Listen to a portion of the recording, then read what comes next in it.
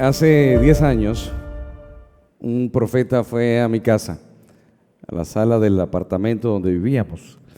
Y recuerdo que él comenzó a orar por mi esposa y por mí. Y el Señor comenzó a hablar a través del profeta. Y recuerdo que la palabra del profeta fue: vendrán muchos servicios. Abrirás un segundo servicio, un tercero, cuarto, un quinto servicio. Y luego que abras el quinto servicio, el Señor entregará el lugar donde entrarán todos. Yo lo creo. ¿Hay alguien más que lo crea conmigo? Gloria a Dios. Bueno, estuvo el primero on fire. Yo siempre que predico y me toca un servicio, luego otra reunión, le digo: Señor, lo mismo que hiciste en el primero, hazlo en el segundo o un poco mejor. A ver qué tal sale. Pero hoy quiero compartir con ustedes de estos mensajes. Un hijo espiritual me escribió en estos días y me recordó un mensaje muy viejo y me dijo: pastor, este mensaje lo estaba buscando en YouTube y lo escuché, qué poderoso, me dice. Y yo fui al mensaje y lo busqué y comencé a estudiarlo y son esos mensajes que tú, ¿cómo se dice en inglés? Refurbished. You speak English? Reciclados, ¿no? ¿Sí? ¿Cómo se dice en español? Sí, de esos reciclados, pero que usted sabe que uno le pone esteroides y lo actualiza y bueno, y ahí Dios se glorifica, amén. Y usted sabe que los miércoles son un poquito como más profundos, los mensajes son un poco más confrontadores, así que si usted viene por primera vez, hágase el loco. Porque quiero hablarte hoy específicamente de uno de los principios del amor de Dios en nuestras vidas, y es que Dios quita y Dios da.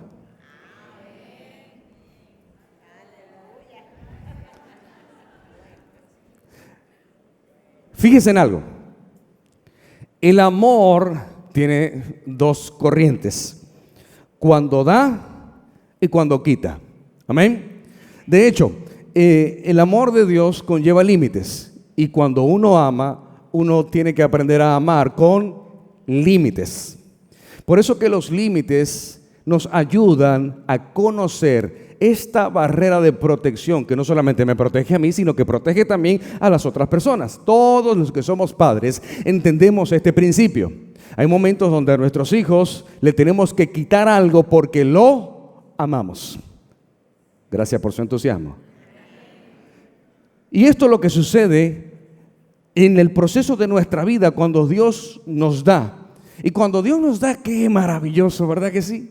Qué bien se siente cuando Dios te bendice. Qué bien se siente cuando Dios te prospera. Qué bien se siente cuando Dios te rodea de sus bendiciones. Pero qué terrible cuando Dios te las quita.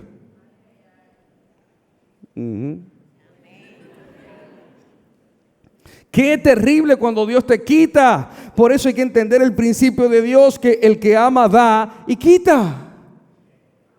Y no se trata de que te quito esto porque es mío, o no está hablando de un amor egoísta, está hablando de límites. Hay momentos donde Dios te tiene que quitar algo. Incluso hay momentos donde Dios te tiene que quitar a ti mismo.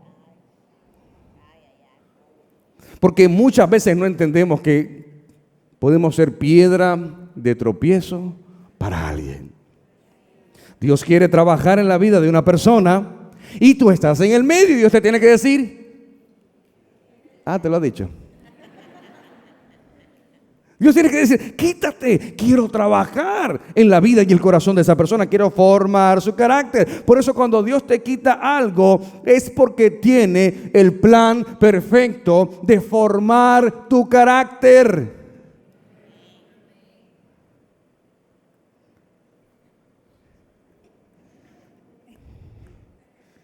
Pero ¿sabes qué es lo mejor? Cuando Dios te quita algo, que te está preparando para lo que te va a entregar.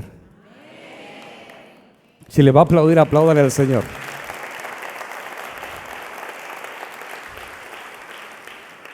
Observe el principio. Si Dios te quita algo es porque quiere entregarte algo mayor de lo que Él te quitó. Ese es el principio del Señor. Cuando Jesús se apareció en la orilla del mar y estaba Pedro allí con su barca, dice la palabra que Pedro estaba lavando las redes.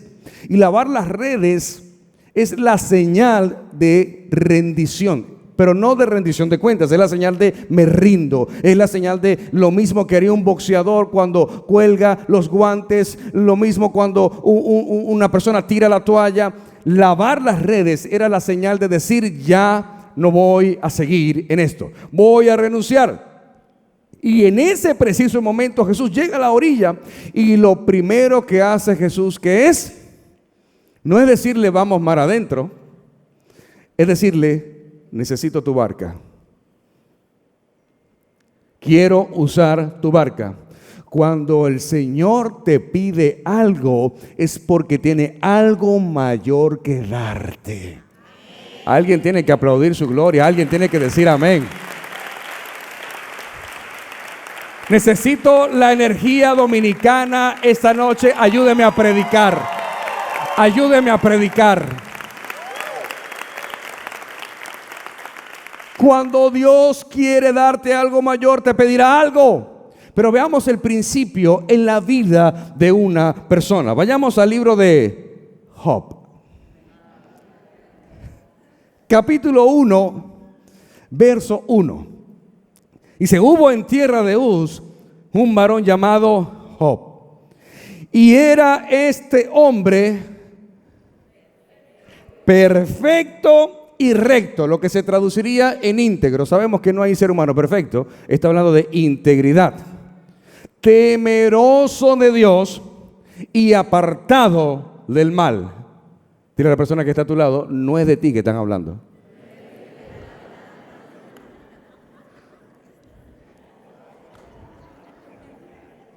Y dice, le nacieron 7 hijos y 3 hijas.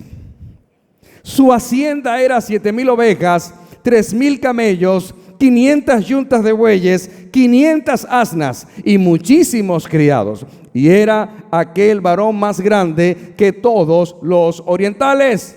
¡Qué lindo! Y aquí hay algo interesante. Caminar en integridad te bendice. Caminar en integridad te prospera. Caminar teniendo temor de Dios te rodea de todas estas bendiciones. Diga conmigo, pero. Siempre hay un pero.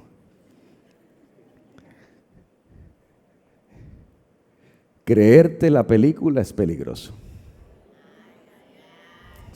Porque hay personas que son exageradamente íntegras, que caminan creyendo que son el Salmo 1. Yo soy el Salmo 1. En silla de escarnecedores yo no me he sentado. No conozco pecado. Porque, a ver, ¿por qué tienes que creer que no ser santo es no pecar?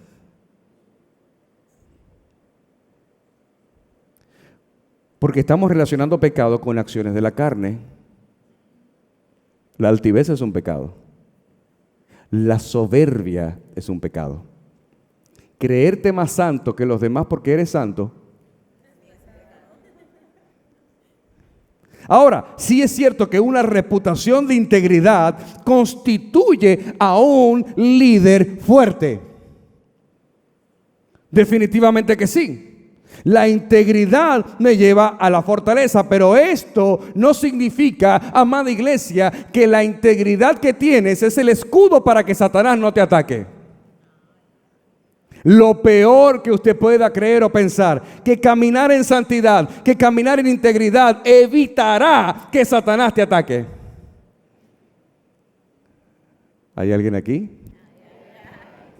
En ese mismo texto, el capítulo 1 del verso 6 dice, un día vinieron a presentarse delante de Jehová los hijos de Dios, entre los cuales vino también, no me pregunte por qué, y dijo Jehová a Satanás, ¿de dónde vienes? Respondió Satanás a Jehová, dijo, de rodear la tierra y de andar por ella. Y Jehová dijo a Satanás, ¿no has considerado a mi siervo Job, que no hay otro como él en la tierra, Varón perfecto y recto, temeroso de Dios y apartado del mal, echando vaina con Job. O sea, lo tiró al medio. O sea, el mismo Dios dijo, ¿viste a Job? No hay nadie, observe lo que dijo Dios, no hay nadie como Job en toda la tierra. Vuelve y dile al que está a tu lado, no es de ti que están hablando.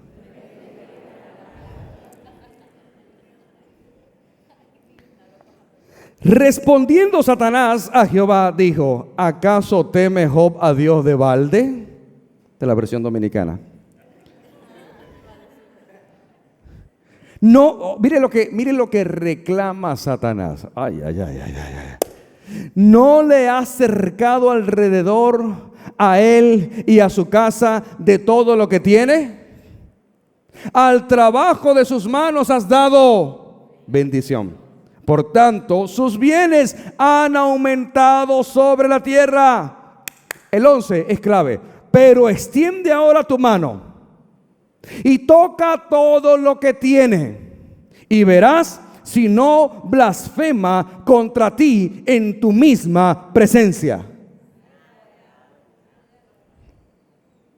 Dijo Jehová a Satanás, he aquí, todo lo que tienes en tus manos está, pero solamente no pongas su mano sobre él. Y salió Satanás de delante de Jehová. Fíjese, qué interesante, porque no había otra persona como Job sobre la faz de la tierra. El nivel de integridad, es decir, la referencia que usted y yo tenemos en cuanto a Job es muy alta. Ni tú ni yo podríamos ser tan íntegros como Job. No podríamos llegar a caminar en la perfección de la santidad de Job. Imagínate. Y Satanás le reclama a Dios que si le quita todo lo que tiene, renegaría de Dios. Eso es lo que le reclama. Y Dios le dice, ok, yo me imagino a Dios, dice, yo confío en mi gallo. Dale. Imagínate, Dios apostó a Job. Dile a la persona que está a tu lado, Dios apuesta a ti. Y ahí comenzaron las calamidades de Job. Lo primero que a Job le sucede es que asesinan a sus criados. Imagínate, le matan a todos los criados. Al mismo tiempo cayó un fuego del cielo que quemó a todas las ovejas que Job tenía, que eran muchas. Y además de eso, quemó a los pastores de las ovejas. No solamente eso, asesinaron todos los camellos que tenía. Y luego vino un viento recio que destruyó la casa donde estaban todos los hijos de Job y murieron. Y no te he dicho la peor. Le dejó la esposa.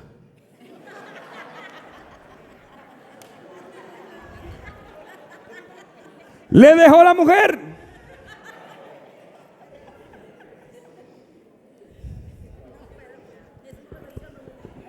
Está en la Biblia. Imagínate todas las... Ahora, pongámonos en los zapatos de Job. Yo no me puedo imaginar, no solamente perder todas tus empresas. No sé si aquí hay alguien que alguna vez en su vida ha quebrado. No sé si alguna vez en tu vida has quedado en la bancarrota, has tenido que perderlo todo y comenzar de nuevo, quizás no una ni dos, sino varias veces. Pero eso, it's okay. Cuando yo voy a la calle y saludo a un vale parking, cuando saludo a un vigilante de alguna empresa, siempre que acostumbro a llegar a un lugar, saludo a la gente que está allí. Y cuando los saludo, lo primero que me dicen, estamos bien, jefe, estamos vivos, que es lo importante. Y le digo, eso es lo más importante, estar vivo y en salud. Ahora, que llegue la bancarrota a tu vida, ¿es doloroso? Yo sé que sí, yo he vivido esos procesos, no una ni dos, muchas veces. Yo he pasado por allí. Pero que todos tus hijos mueran, eso es terrible. Mira lo que sucede en el verso 20. Entonces Job se levantó y rasgó su manto y rasuró su cabeza y se postró en tierra, diga conmigo, y adoró. ¿Quién rayos adora luego que todos tus hijos mueren?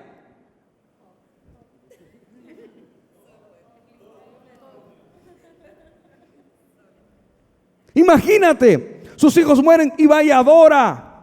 Y dijo: desnudo salí del vientre de mi madre y desnudo volveré allá. Jehová dio, Jehová quitó. Sea el nombre de Jehová bendito. Diga conmigo: sea el nombre de Jehová bendito.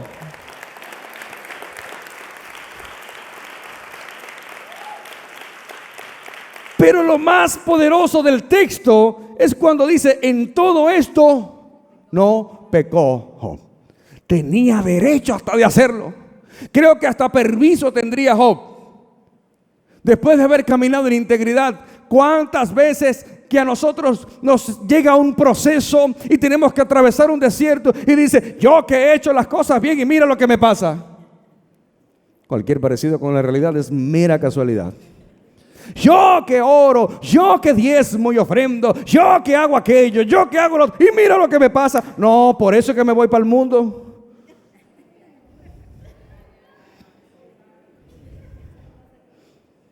Mira, el día que perdí mi familia, mi matrimonio, 2008, yo quedé con 2 bolsitos de ropa, 2 mochilas de ropa. Recuerdo que me fui a una plaza comercial, me senté.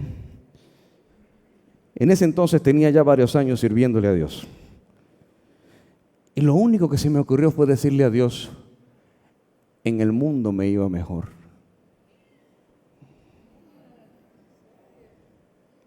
En el mundo yo podía hacer esto y podía hacer aquello. Porque cuando tú le sirves a Dios y estás dentro del propósito de Dios, ¿sabes qué pasa? Te das cuenta que no eres tú el que resuelve. No solamente Job no pecó, sino que el texto dice: y no atribuyó despropósito. Es decir, lo que Job está diciendo es que esto que yo estoy viviendo tiene un propósito en mi vida. Diga conmigo: el propósito es más grande que todo en esta tierra. Alguien tiene que decir un amén a eso. El propósito es más grande que tu vida. El propósito es más grande que tu matrimonio. El propósito es más grande que tu familia. ¿Cómo así, pastor? Espérese. Miren, estamos grabando, ¿verdad? Yo voy a decir algo que si el equipo lo saca en un reel para las redes, me van a descabellar.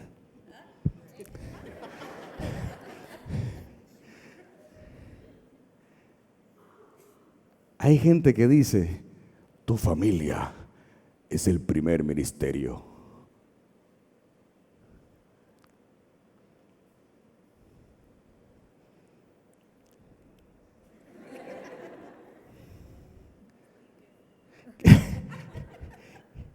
¿Qué pasa si tu esposo no quiere venir a la iglesia? Y entonces tu esposo te dice: usted no va para la iglesia, porque yo no quiero que tú vayas para la iglesia.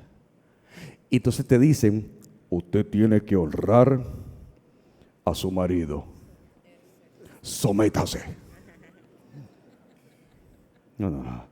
Yo honro a Dios primero que a mi marido. Amo a mi marido, pero yo tengo que honrar a Dios primero. ¿Cuántos están de acuerdo conmigo hasta allí? Yo amo a mi esposa. Yo amo a mi esposa, pero amo más a Dios que a mi esposa. Yo amo a mis hijos, pero amo más a Dios que a mis hijos. ¿Qué pasaría entonces cuando murieran los hijos de Job?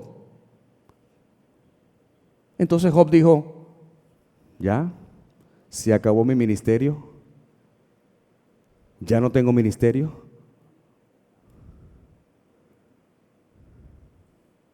Cuando honras a Dios primero, todo lo demás llega solo. Si honras a Dios antes que tu esposo va a llegar. Si honras a Dios antes que tu esposa llega. Tu matrimonio se alinea. Tú no puedes alinear el propósito a tu matrimonio. Tú no puedes alinear el propósito a tu familia. Es al revés. Tu matrimonio se alinea al propósito. Tu familia se alinea al propósito. Yo he visto gente que me dice, pastor, no estoy yendo a la iglesia porque usted sabe, tengo problemas matrimoniales.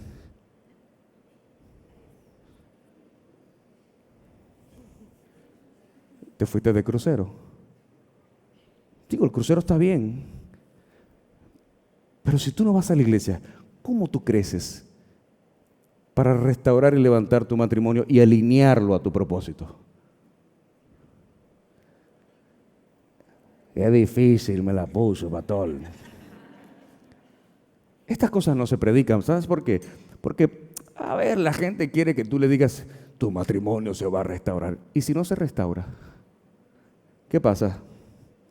Tu familia, el Señor va a sanar a tu hijo. ¿Y si no lo sana? ¿Dejarás de creer en Dios por eso? Es muy fácil decir que no ahora. ¿Sabes cuántos milagros Dios no hizo? ¿Sabes cuántas personas enfermas Dios no sanó?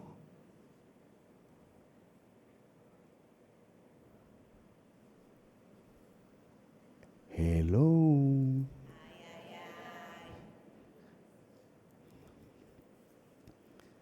Y yo no estoy diciendo que el plan de Dios no sea sanar a una persona, porque nuestra mente es tan pequeña, que el propósito de Dios es tan grande, que es tan difícil comprender el propósito de Dios. Mira, a mí me decían, tú tienes un propósito en el Señor. No es así. El propósito de Dios me tiene a mí, que es diferente. Yo no tengo el propósito de Dios, no podría. El propósito de Dios es demasiado grande, yo no puedo contener el propósito, me mataría.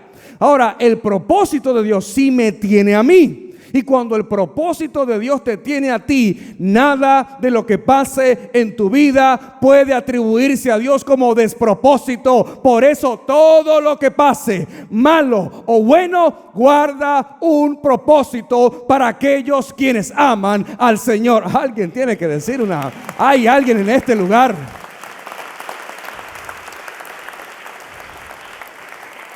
¿Qué dijo Dios a Moisés? Lleva a mi pueblo, ¿a dónde? Los que leen Biblia. ¿A dónde? Al desierto. ¿A que le hagan qué? Dígalo creyéndolo. Fiesta. Imagínate. Ahí va al desierto, ahí pongan el playlist de Chayanne. Fiesta en América. Fiesta. ¿Cómo la está pasando? Genial. Sí, pero está en un proceso. Sí, pero la estoy pasando bien. Estamos vivos, ¿qué es lo que importa? El problema es que en el proceso y en el desierto comenzamos a atribuir despropósito a Dios. Esto no era lo que yo soñaba. Esto no era lo que yo me imaginaba. Creo que estoy predicando el mensaje equivocado.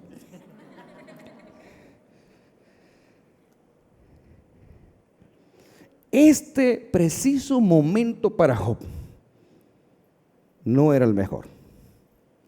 Imagínate todo lo que sucede, mueren sus hijos y lo peor, la mujer la dejó viva a Satanás. ¿Tú sabes lo que le decía a la mujer? No se ofenda porque usted no es esa mujer. Sí, yo veo muchas mujeres como... Tú no eres la mujer de Job. ¿Tú sabes lo que le dijo la mujer de Job a Job? Reniega de tu Dios y muérete. ¡Qué dulce! Pero una dulzura. Reniega de tu Dios y muérete. Claro, se quedó sin... Y tener que aguantar eso luego de que tus hijos murieron. No solamente eso, cuando sus amigos vieron la situación de Job, ¿saben lo que hicieron los amigos de Job? Comenzaron a juzgarlo. ¿Alguna vez un amigo te ha juzgado?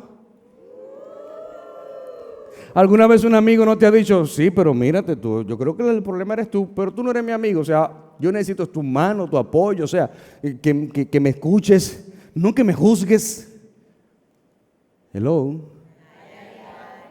Imagínate, pero lo peor no pasó allí. Satanás le pide a Dios un segundo round y le dice, vamos a darle un segundo round. ¿Y sabes qué pasa en este segundo round? Le da una sarna a Job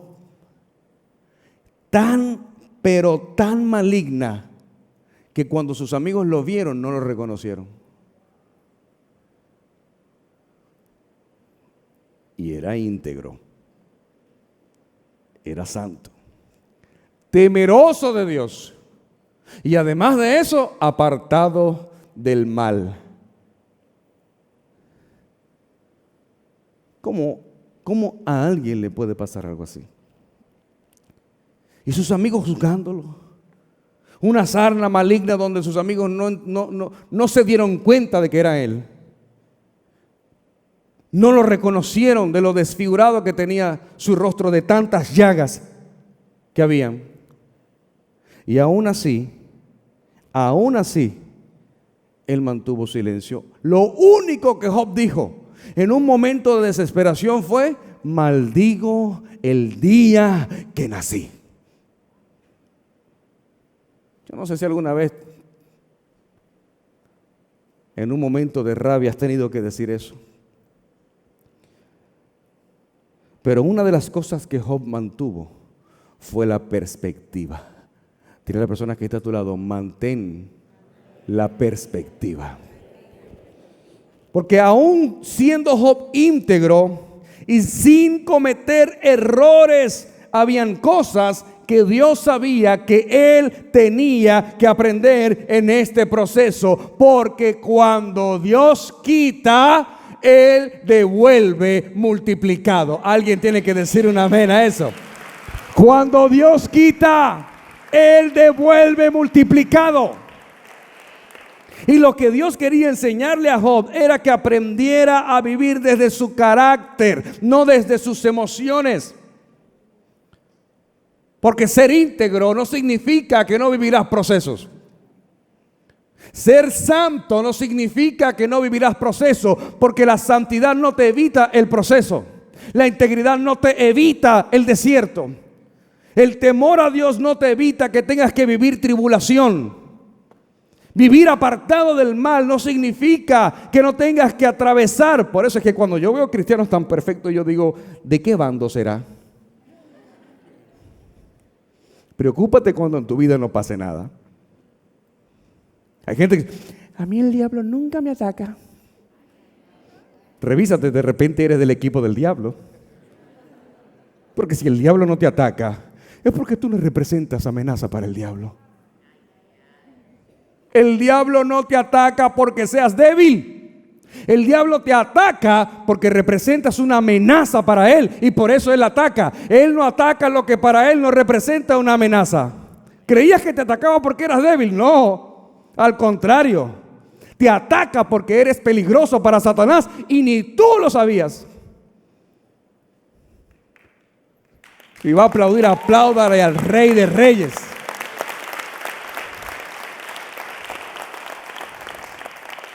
¿Qué cosas hizo Job? Lo primero que desarrolló, autodisciplina. Es que es difícil, yo lo sé. Es difícil autodisciplinarse. Es difícil tener una convicción de lo que yo soy y de lo que yo hago en Cristo Jesús. Porque eso que Dios le dice a Moisés, saca a mi pueblo para que me haga fiesta en el desierto. ¿A quién se le ocurre hacer una fiesta en el desierto? A Dios, a nuestro Señor. Que si tú estás en un proceso, ¿qué tienes que hacer? Celebrar, pasarla bien, disfrutar. No hay cuarto para disfrutar, no sé, disfruta, invéntatelo. Dios dijo que hiciera fiesta. Agarra agua y échale hielo y menéalo.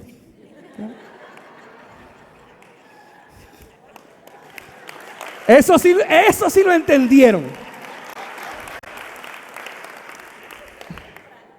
Señor, reprende la vieja naturaleza, aleluya. ¿Qué conlleva la autodisciplina? Número 1, diga conmigo, adoración. Job adoró, pero lo mejor de todo en la adoración es que aceptó la soberanía de Dios. Algo que tienes que entender en tu proceso: acepta la soberanía de Dios. Porque cuando no aceptas la soberanía de Dios, estás en contra del propósito de Dios. Estás en contra de la majestad de Dios. Por eso Job dice: Jehová dio, Jehová quitó, bendito sea el nombre de Jehová. Yo no tengo que buscarle una respuesta a este proceso. Yo tengo que ser obediente a ese proceso. Lo segundo que Job hace es aplicar la oración. La oración te lleva a tener una perspectiva correcta, porque la oración te abre la visión. No puedes tener visión si no tienes una vida de oración.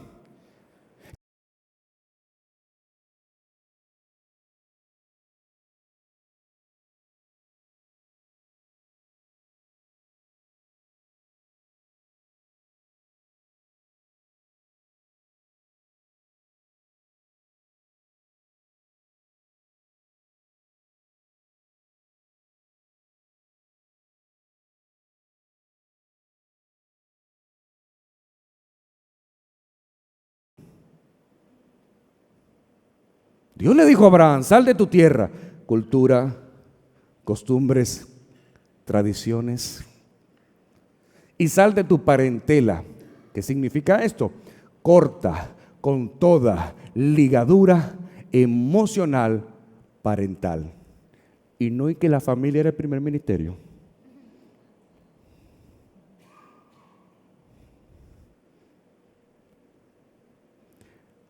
No me critique. Ore por mí. Dios le está diciendo a Abraham: sal de tu tierra y de tus parientes. Porque cuando Dios quita, devuelve multiplicado. Dios me dijo a mí: sal de tu tierra y de tu parentela y vete para Dominicana. Yo llegué con $20. Y cuando me tocó vivir en un proceso de mi vida donde tuve que vivir en una casa hogar, yo estaba en la casa hogar y sí, yo muchas veces pensé: yo tengo mi casa, ¿qué hago yo aquí? Si tengo mi cama, tengo mi casa, mis relaciones, todo lo tengo en mi país, ¿qué hago yo aquí? Entendiendo el propósito de Dios, que es mucho más grande que mi vida, que es mucho más grande que lo que yo pueda desear, que lo que yo pueda querer. Mientras soy obediente, avanzo al propósito y al destino profético. Dios le dice a Abraham: sal de tu tierra y de tu parentela a la tierra que te mostraré. Pero quiero que sepas algo en la vida de Abraham. Cuando Abraham salió, a medida que él avanzaba, levantaba un altar a Dios. Y en ese altar Dios le decía: ahora cruza a la izquierda. Y cruzaba a la izquierda. Y más adelante levantaba otro altar a Dios. Y cuando levantaba un altar a Dios, le decía: ahora cruza a la derecha. Y seguía caminando y levantaba otro altar a Dios. Y le decía: ahora sigue caminando de frente. Lo que quiere decir que mientras más adores a Dios y ores al Señor, Él te mostrará el camino que debes avanzar. Oro y avanzo, oro y avanzo, oro y avanzo. Y lo tercero, humildad. ¿Qué entendió Dios que tenía que hacer en la vida de Job? Reconocer, que Job reconociera su limitado conocimiento. Job se creía que como él era santo, perfecto, íntegro, temeroso de Dios y apartado del mal, se creyó la película. Y dijo: soy el hombre más afortunado de toda la tierra, the best of the best. No hay nadie como yo en la tierra. Imagínate, el tipo tenía con qué. Tú y yo no, pero él sí. Dios mismo dijo: no hay otro como él en toda la faz de la tierra.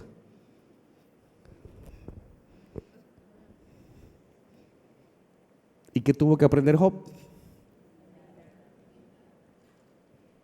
Saber que no era el Salmo 1. Porque aún la persona más íntegra tiene temores a vencer. El problema no es la integridad, la santidad. No. Es que aún con toda tu integridad y con toda tu santidad todavía hay temores que tienes que vencer, traumas que tienes que sanar, sanidades que tienes que alcanzar en tu corazón y en tu alma. Job, por más íntegro que sea, Dios quería formar en él el carácter. Dios quería trabajar, porque el propósito de Dios en la vida de Job era tan grande que aún a sus hijos tenía que sacarlos de acá. Aún a sus hijos tuvo que cortarlos de la tierra.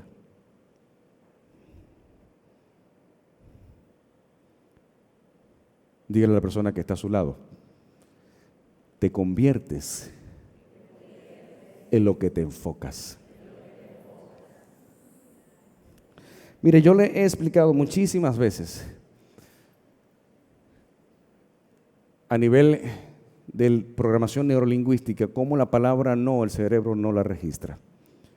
Y por eso cuando usted dice mucho no, eso es lo que termina sucediendo en tu vida, porque es lo que más tienes presente en tu cerebro, en tu mente consciente y subconsciente. Cuando una persona dice no quiero fracasar, ¿cómo termina? Fracasada, porque está enfocada más en lo que no quiere que en lo que sí quiere. Entonces, el lenguaje no debe ser no quiero fracasar, el lenguaje debe ser voy a lograrlo, voy a tener éxito, lo voy a alcanzar, todo lo puedo en Cristo que me fortalece. Ese es el lenguaje. Porque si te conviertes en lo que te enfocas, entonces enfócate de la forma correcta. Enfoca tu mirada a través de la oración, enfoca tu mirada y tu perspectiva a través de la adoración, y teniendo un concepto de ti no más alto que el que debes tener, ni más bajo. La medida justa. Mira lo que escribió Job en el capítulo 3, verso 25. Porque el temor que me espantaba me ha venido. Y me ha acontecido lo que yo temía. ¿Te das cuenta cómo nuestra vida termina siendo aquello que yo no quería?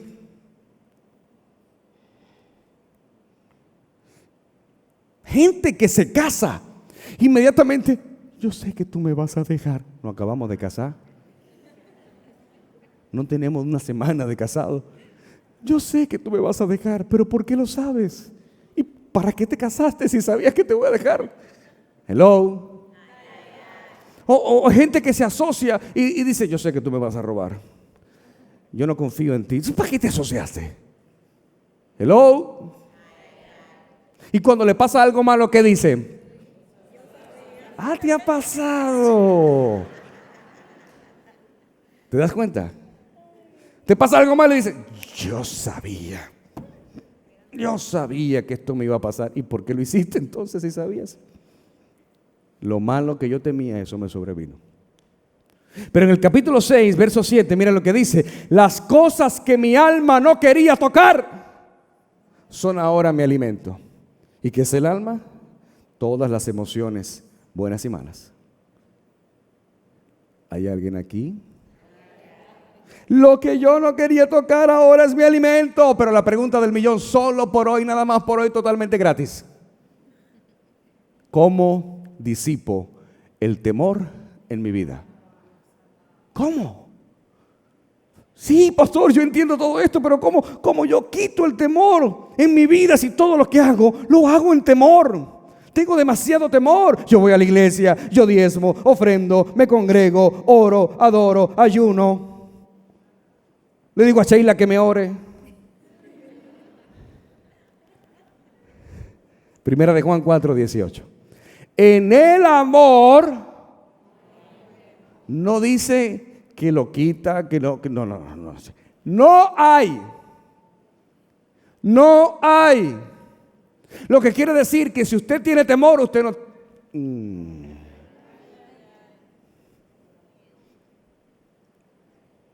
Usted no está enamorado ni enamorada entonces.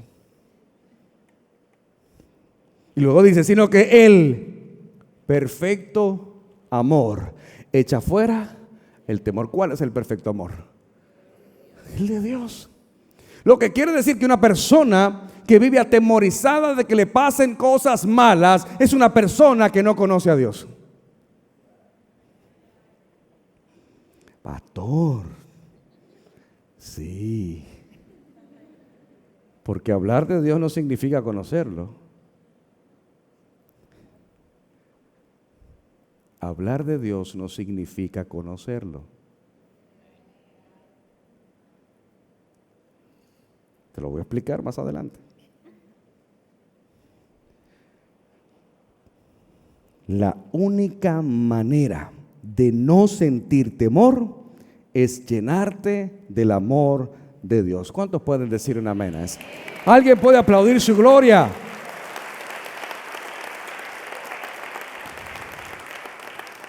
Ahora, esto se pone bueno, porque presta atención a este principio. La afirmación confunde a los cristianos nominales. Sí, te la voy a explicar, no te preocupes. La afirmación confunde a los cristianos nominales. ¿Qué son los cristianos nominales? Aquellas personas que vienen a la iglesia, pero no pasa nada en sus vidas. Aquellas personas que dicen tener una vida con el Señor, pero no pasa nada en sus vidas. Salen de su casa para ir al trabajo, donde ganan el dinero, cuando les compran la comida, que le da la fuerza para el día siguiente. No hay nada extraordinario en sus vidas. Los ves dentro de 5 años y están igual. Y tú dices, y eso que no eres tan íntegro como Job. Por eso le digo a la gente, mira, cuando en tu vida no pase nada, preocúpate. Estoy mentoreando unos pastores de una iglesia que la dividieron. Y ellos me llamaron porque, pastor, mire, queremos que nos ayude porque la iglesia no la dividieron. Y las personas que dividieron la iglesia están llamando a todas las personas y las ovejas se están yendo con ellos. Y yo le dije, ¿y entonces qué quieren? No, que los queremos que se vayan. Déjalos que se vayan. Porque si alguien llama a una oveja de la iglesia para decirle que va a dividir la iglesia y habla mal de los pastores, y si esa oveja se va de la iglesia, déjala que se vaya porque no era tu oveja.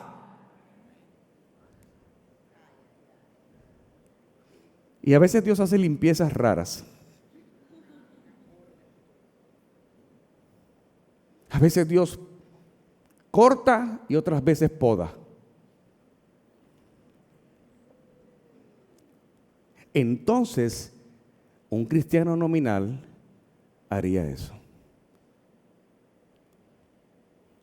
Observe la siguiente afirmación de Job. Job 13:15. Ya estamos en el capítulo 13 de Job. Y mira lo que dice Job. He aquí, aunque él me matare,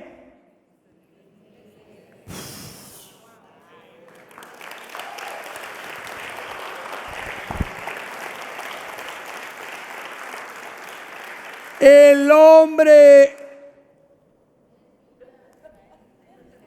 le mataron los hijos, le mataron sus criados, sus ovejas, sus camellos, sus pastores, le dejaron la mujer. Y el tipo dice, aunque Dios sea el que me mate, yo no lo voy a dejar. Aunque sea Dios el que me mate, yo no me voy a mover. Aunque sea Dios el que me mate, yo seguiré confiando en Él. No me voy a mover del lugar, seguiré confiando en Él. Wow. Y tú te ofendes y te me voy de la iglesia. Váyase corriendo.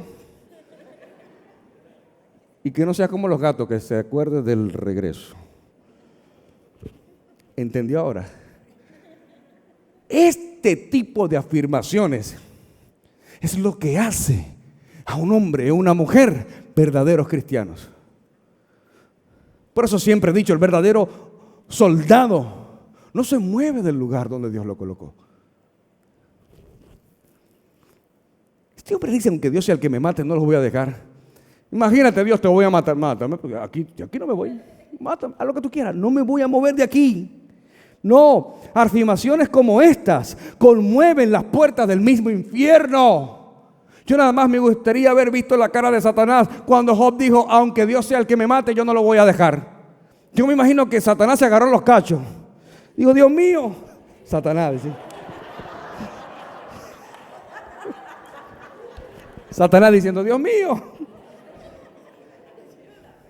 Pregunto, ¿qué puede detener a un líder que ha hecho este tipo de afirmación?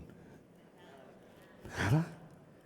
¿Qué puede detener a un líder que haga este tipo de afirmaciones? Ni el dolor, ni la muerte, ni la dificultad. Mira, en mi época de estudio, leí unos libros que me recomendó un profesor de teología, titulado Los Generales de Dios. My God, qué libro. Ahí tomo 1, tomo 2 y tomo 3. Los Generales de Dios. ¿Sabes qué hablan estos libros? Hablan de los mártires del Evangelio. Estos libros cuentan las historias verdaderas, verídicas, de hechos reales, de hombres y mujeres, familias enteras que murieron por predicar el Evangelio. Y atrincherados familias enteras, apuntados con una AK-45 y diciéndoles, si reniegan de Dios, no los vamos a matar. ¿Y sabes qué pasó? Fueron asesinados el primer ministerio. Familias enteras asesinadas por no negar a Cristo. ¿Qué le molesta tanto al infierno que seamos cristianos?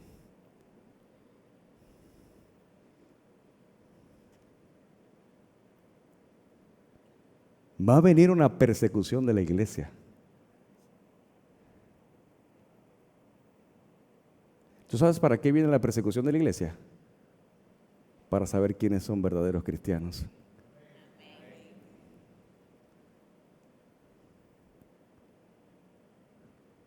Tú puedes desfilar los colores que te dé tu gana en la calle, vestido como, bueno, hasta no vestido. Pero tú no puedes predicar en la calle. ¿Qué le molesta tanto al sistema que prediques en la calle? ¿Hay alguien que está entendiendo esto?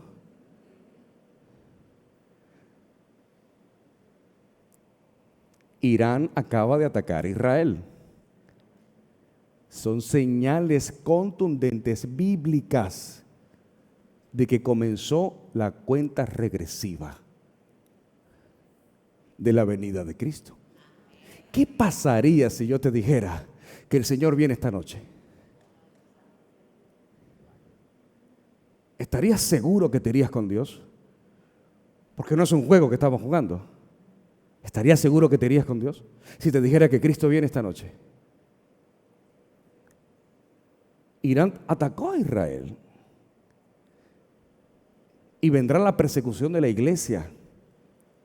Y dice la palabra que el evangelio será predicado en todas las naciones. ¿Sabes por qué? Porque la iglesia tiene que ser perseguida para que se predique el evangelio. ¿Por qué la iglesia tiene que ser perseguida? Porque estamos muy cómodos, lloriqueando por pendejadas.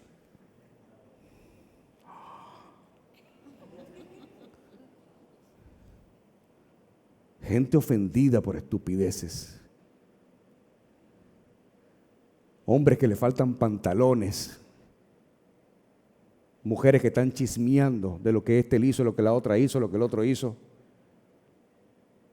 Utilizan la boca para todo menos para predicar el evangelio. Te tocará ser perseguido y te tocará ser perseguida. Pastor, estas prédicas no me gustan. Porque ¿sabe lo que se van a llevar de aquí? El pastor dijo pendejo en la prédica.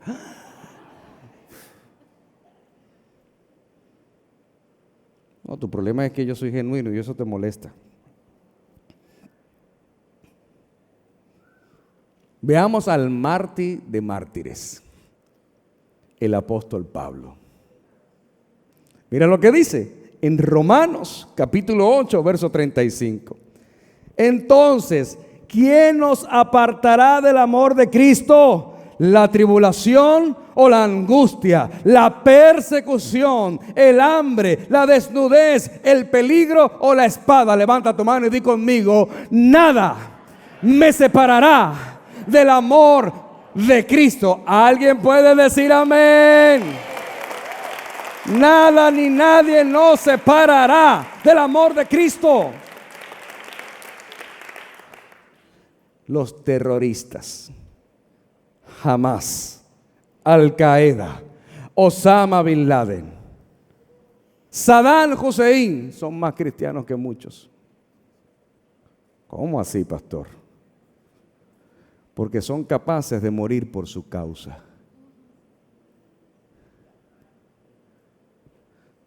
No tienen ningún problema de ponerse un chaleco lleno de dinamita y salir corriendo. ¡Pam! ¿Qué dije?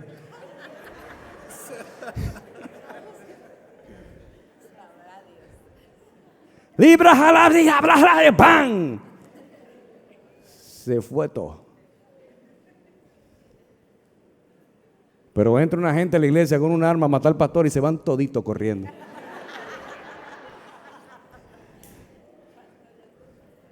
¿Dónde está la convicción? ¿En qué momento podemos decir, aunque Dios sea el que me mate, yo no lo dejaré? ¿Te das cuenta? Perdóname si tú estabas viniendo a la iglesia para que Dios te diera un carro nuevo. Lo siento. Perdóname. Sí, perdóname si estabas viniendo a la iglesia porque estás quebrado y necesitas que el Señor te levante económicamente. Lo siento. Perdóname si estabas viniendo a la iglesia para que Dios restaurara tu matrimonio. Lo siento. El evangelio es más importante.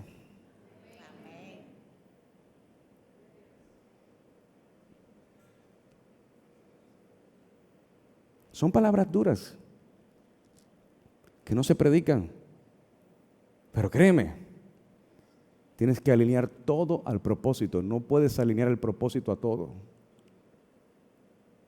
Tienes que alinear. Y aquí es donde la convicción de quién realmente eres en Cristo Jesús. Es tu identidad. Es tu identidad. Y por eso Jesús no le da, a ver cómo lo digo. Jesús sabe, a ver,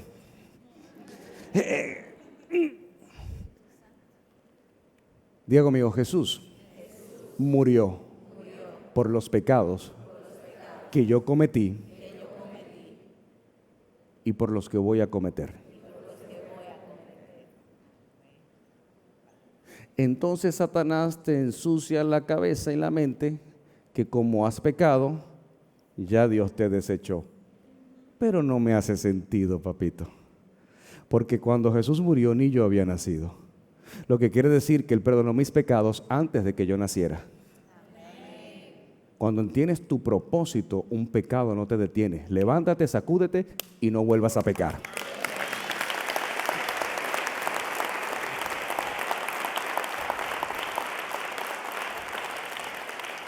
Es aquí donde se supone que tenemos que terminar. Aunque Dios me matase, no lo dejaré. Dispuestos a renunciar por aquel que lo dio todo por nosotros. Déjame repetirlo. Dispuestos a renunciar por aquel que lo dejó todo, por ti y por mí. Solamente en esa posición encontraremos liberación completa, sanidad de cualquier enfermedad, liberación de toda amenaza, liberación de la tentación, del pecado, de todo. Es ahí en esa posición.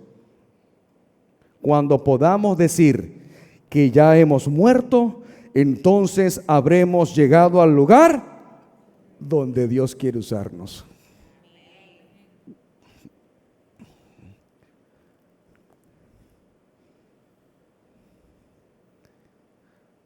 Dios no iba a usar a Job por más íntegro que fuese. Era un referente, no estoy diciendo que no. De hecho, no había otra persona como él en la faz de la tierra. Entonces, ¿cuál era el afán de dañarle la vida? ¿Sí me hago entender? ¿Te das cuenta cuál era el afán de dañarle la vida a Job si el tipo era tan bueno? Íntegro, santo, mejor dicho, apellido León. No es cierto, no es cierto. ¿Cuál es el afán de dañarle la vida? Porque Dios no va a usarte, no solamente porque tú estés en pecado. Si es cierto, Dios no usa a una persona que esté en pecado, aunque sus dones siguen operando. Pero eso es otro tema. Pero aún siendo santo Job, Dios no lo podía usar en la condición porque había algo más que un simple ser humano siendo íntegro, con una mente muy pequeñita que no entendía lo que Dios estaba haciendo. Y aquí es donde yo hablo mucho acerca de la diferencia entre los pecados de la carne y los pecados del corazón. Es un tema que me fascina, que me gusta, me encanta. ¿Y cómo lo grafico? Cuando estos fariseos trajeron a la mujer encontrada en el acto de adulterio y la traen a Jesús, porque la ley de Moisés decía que a tales personas había que apedrearlas. Y ellos vinieron muy dispuestos a hacerlo, tal que tenían piedras en sus manos. Y dijeron, esta mujer ha sido encontrada en el acto de adulterio. Claro, pero en el contexto judío, nada más estaba pecando la mujer, parece. ¿Y el hombre dónde estaba? O tal vez era cómplice de los fariseos para hacerla caer a ella. No lo sé. Tú pues, ¿qué dices? ¿Qué hace Jesús? Comienza a escribir en el piso. Dicen las altas escuelas rabínicas que Jesús escribía los pecados de los que tenían piedras en sus manos. ¡Ah! ¡Qué cosas! También eran pecadores, pero con piedras en sus manos.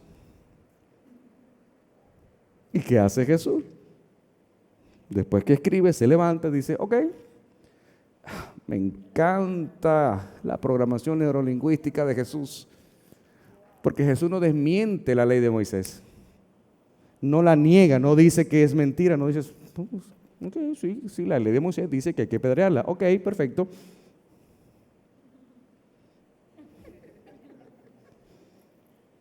Ok, el que esté libre de pecado, que lance la primera piedra. Y dice el texto bíblico que volvió a inclinar su cabeza y siguió escribiendo. Parece que me faltaron más pecados tuyos aquí. Tienes más. ¿Qué hicieron estas personas? Soltaron sus piedras y se fueron. Pero ¿sabes qué es lo peor? Que no se arrepintieron. Porque es más fácil arrepentirse de un pecado carnal que de un pecado del corazón. La soberbia, el orgullo, la arrogancia, la altivez. Esos pecados, como no los reconoces, no te arrepientes. Es más, juras y perjuras que no lo eres. Arrogante yo, ¿qué te pasa, idiota?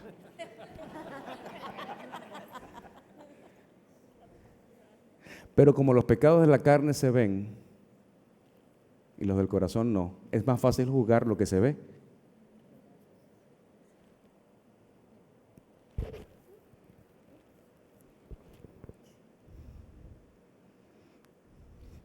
No escuché el silbido ni siquiera.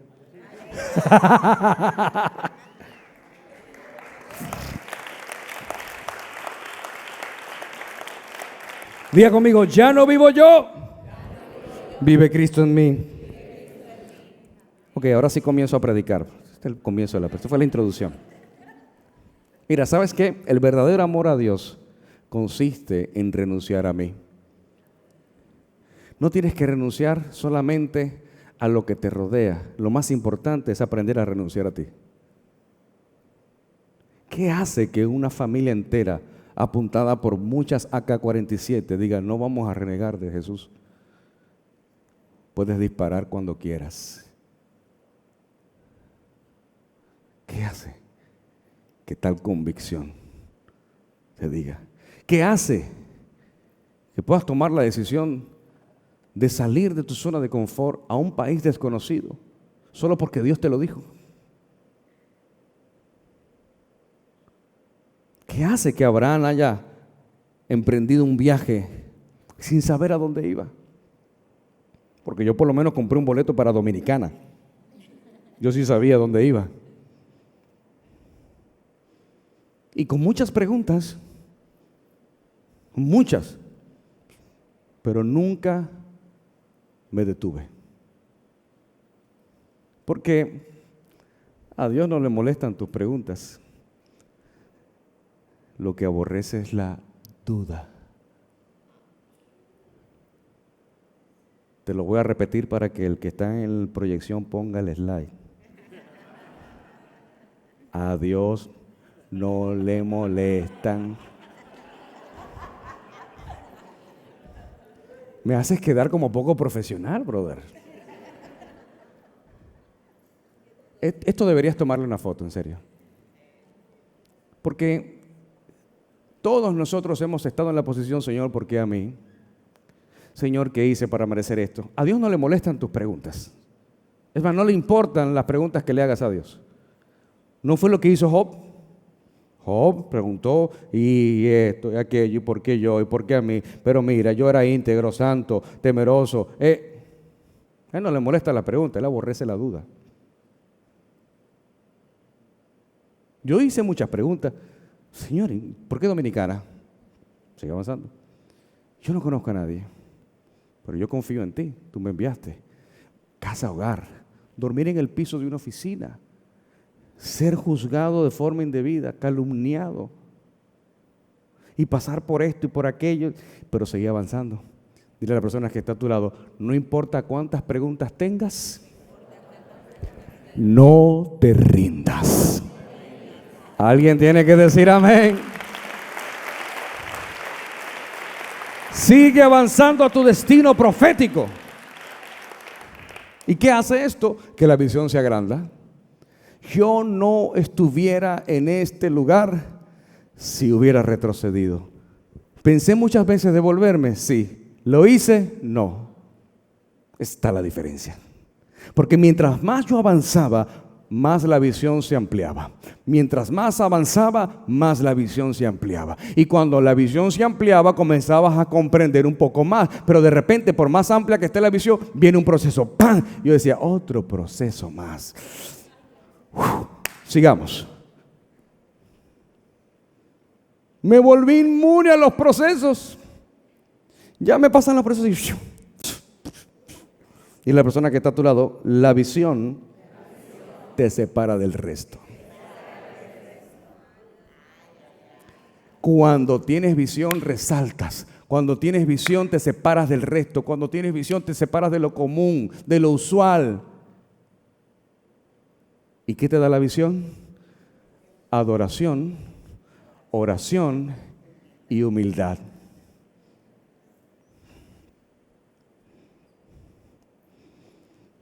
La primera diferencia que separa a los líderes de los seguidores es la visión. Un verdadero líder modela una vida anclada al carácter, no a las emociones. Observa cómo un líder tiene visión y un discípulo todavía necesita crecer más para obtener visión. Le decía a una persona hace un momento, el verdadero líder calla, observa y aprende. Calla, observa y aprende. El que se creyó la película habla y cree que se las sabe todas. Pero la misma palabra dice que aún callar es de sabios. Mira lo que pasa en Primera de Reyes 18:42. Acab se fue a comer y beber, pero Elías subió a la cumbre de Carmelo. Diga conmigo, subió a la montaña. Se inclinó hasta el suelo y puso su rostro entre las rodillas. Ve y mira hacia el mar, ordenó a su criado. El criado fue, miró y dijo, ¿qué dijo? Cuando no tienes visión, no ves nada. ¿Sabes cuántas veces tuvo que decirle Elías a su criado que fuera, subiera y alzara su mirada? Diga conmigo, 7. 7 veces le ordenó Elías que fuera a ver, y la 7ª vez el criado le informó: desde el mar viene subiendo una nube, es tan pequeña como una mano. Entonces Elías ordenó: hasta que no puedas ver algo, no va a haber movimiento, no va a haber hechos. Ve y dile acá, engancha el carro y vete antes de que la lluvia te detenga. Di conmigo, aunque quizás no sabemos qué traerá el mañana, sí sabemos qué sostiene y quién sostiene el mañana.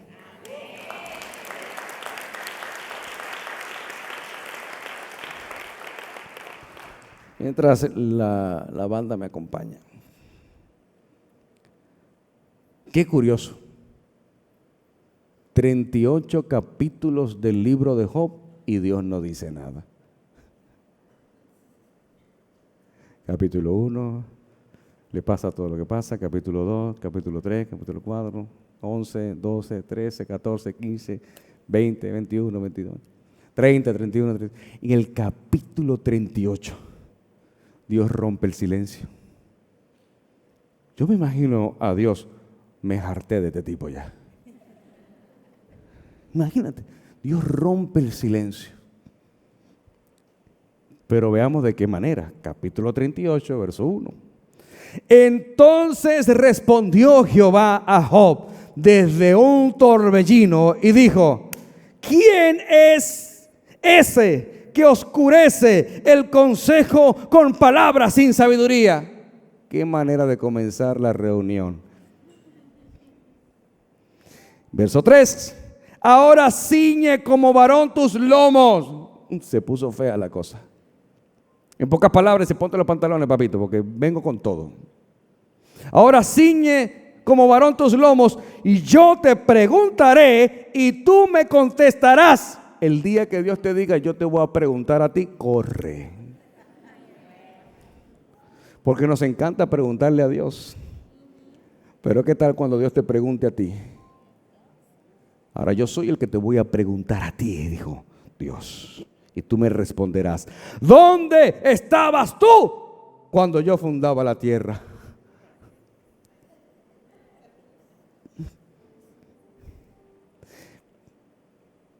Házmelo saber. Pero llegamos ofensivos. Si tienes inteligencia.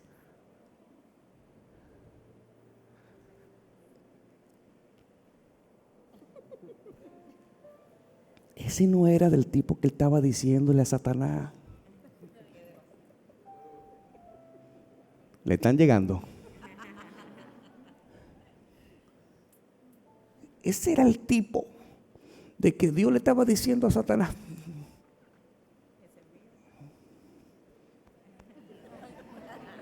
mío personal. Dale para que tú veas que con él no es. Le dijo bruto. Eso sí, era santo, pero bruto.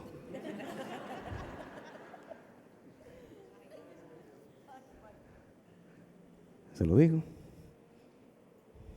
Mira, yo veo tantas personas, y con este proceso que estoy mentoreando a una iglesia, yo veo tantas personas como les gusta señalar las formas y el manejo de X autoridad. Y yo miro, cuando veo esto, yo digo, cuando la gente me señala o me critica, me dan unas ganas de decirle: ¿dónde estabas tú cuando yo estaba en el Amazonas predicando? ¿Dónde estabas tú cuando yo subía a todos los autobuses para predicar el Evangelio?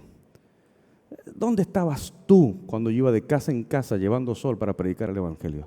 ¿Dónde estabas tú cuando nosotros clamamos por un milagro y no nos levantábamos cuando veíamos el milagro? O sea, Dios le está diciendo a un simple mortal: ¿dónde estabas tú cuando yo hice los cielos y la tierra? No te recuerdo, no me eres familiar. A ver, déjame buscar una lista y yo no veo Job, no aparece Job por aquí. Házmelo saber si es que tienes inteligencia. Muy santico el hombre, pero... Entonces, digo, gente que no tiene ni siquiera un rasguño del evangelio, no marcas, porque hay gente que tiene marcas del evangelio, pero hay gente que no tiene ni un rasguño del evangelio, que no ha vivido procesos de verdad y quieren venir a decir A, B o C.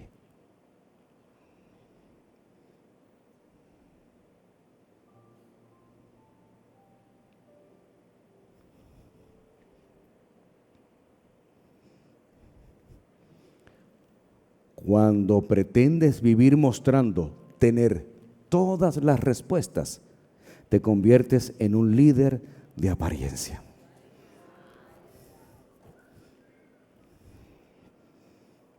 Porque si hay alguien que cree saber todas las respuestas, que le responda a la pregunta que Dios le hizo a Job.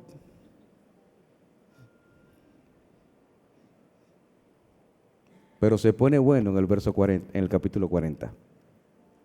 En el 38 pasó para el 39 y pasó para el 40. Y todavía no le ha dado chance a Job de hablar. El boche siguió. Yo te lo estoy resumiendo. Dice: además respondió Jehová a Job y dijo: es sabiduría contender con el Omnipotente.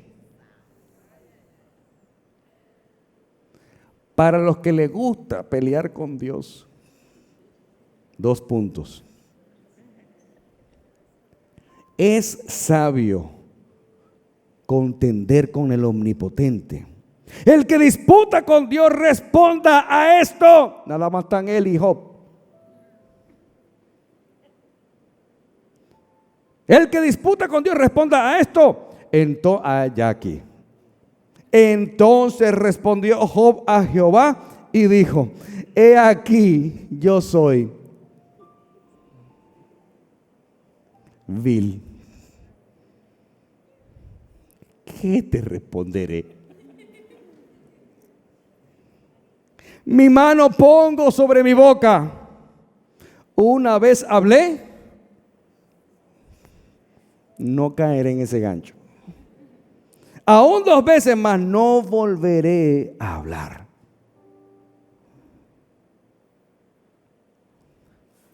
Los buenos líderes se sienten lo bastante seguros para arrepentirse y reconocer cuando se equivocan. Parece que ya aprendió Job. No sé si te das cuenta de esto. Si Job hubiera sido el mismo íntegro, temeroso de Dios, santo, inmaculado, te aseguro que lo que hubiera respondido en este pasaje bíblico hubiera sido: pero yo te he servido en integridad, pero yo he caminado apartado del mal. ¿Qué hice para merecer esto?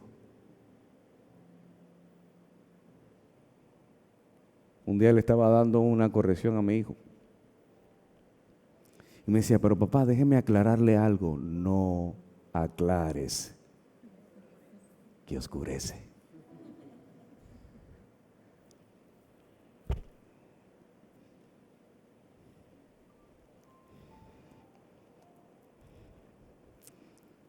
Y todo para llegar a esta enorme conclusión del verso 5 del capítulo 40 de Job.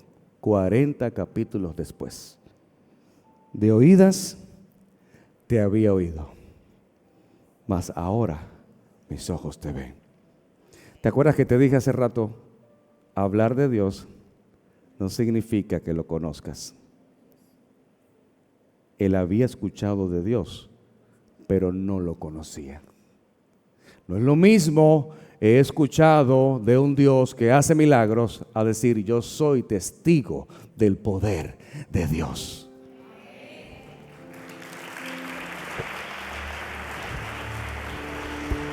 Yo quiero invitarle a ponerse de pie en esta hora.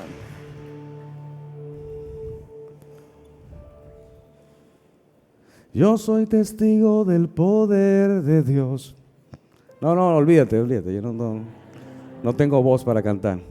Por el milagro que Él ha hecho en mí. Yo era ciego y ahora veo la luz gloriosa que me dio Jesús. Como 50 notas allí. Yo soy testigo del poder de Dios. Tremendo pianista, un pasado. Por el milagro que Él ha hecho en mí. Ayúdame, hija. Pero gloriosa.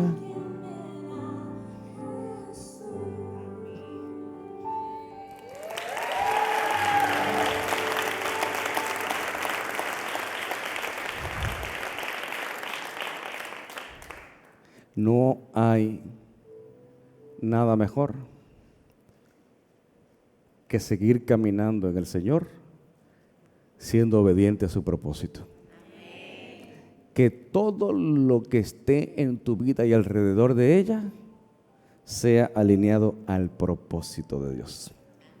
No trates de alinear el propósito de Dios a eso. No funciona.